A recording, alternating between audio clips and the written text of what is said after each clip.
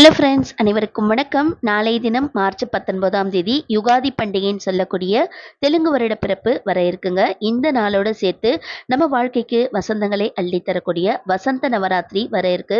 இந்த வசந்த நவராத்திரி யாருக்கு ரொம்ப விசேஷம்னு பார்த்தீங்கன்னா, உலகத்துல முதல்ல தோன்றிய பெண் தெய்வமான லலிதா பரமேஸ்வரி அம்பாளுக்கு ரொம்ப ரொம்ப விசேஷமானது. இந்த வசந்த நவராத்திரி வந்து மார்ச் 19ஆம் தேதியிலிருந்து மார்ச் 27ஆம் தேதி வரை கொண்டாடப்பட இருக்கு.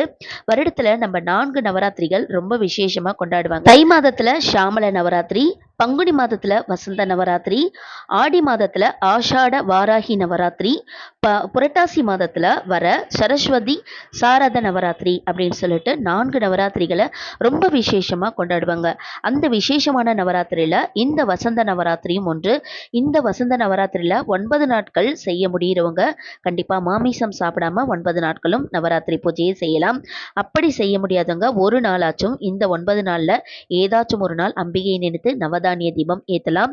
இந்த நவராத்திரியை எப்படி வழிபாடு சிம்பிளா செய்யறதுன்னு பார்க்கலாம்.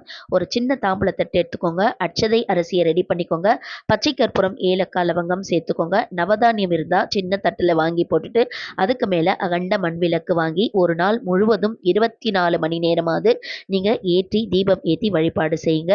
முழு முதற் தெய்வமான விநாயகரை பிடிச்சு வச்சுட்டு அம்பிகையை வந்து தீபத்துல ஆவாகனம் செஞ்சுட்டு இந்த வசந்த நவராத்திரி நாளை நீங்க ஏதாச்சும் ஒரு நாள் கொண்டாடிட்டு கண்டிப்பாக இந்த 9 நாளும் லலிதா சகஸ்ரநாமம் கேட்பது நல்லது. அப்படி பாராயணம் செய்ய முடிந்தால் நீங்க பாராயணம் செய்யலாம்.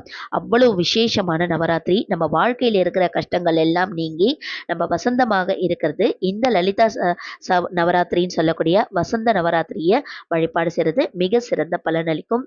செய்து பலனடையலாம். இதோட நெக்ஸ்ட் வீடியோல பார்க்கலாம். பாய்.